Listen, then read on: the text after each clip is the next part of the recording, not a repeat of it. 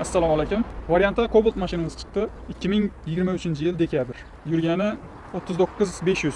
Balonlarning sostoyaniyasi ham yaxshi, oq svet. Kraskasi toza. Salonlar ham akkuratli durgan mashina.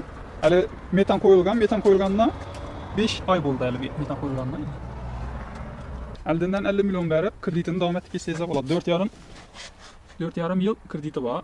Ayına 3 milyon 600'den tushibdi. Xohlasangiz boshqa mashinalarga barter etsak bo'ladi. Salonlarni yana politdan ham o'ttirsa, politdan ham ajoyib politlardan qo'yilgan.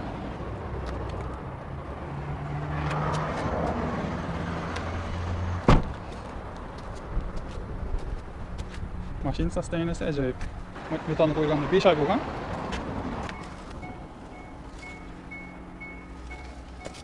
Mashina baho berasiz. Yana yurgani 39500.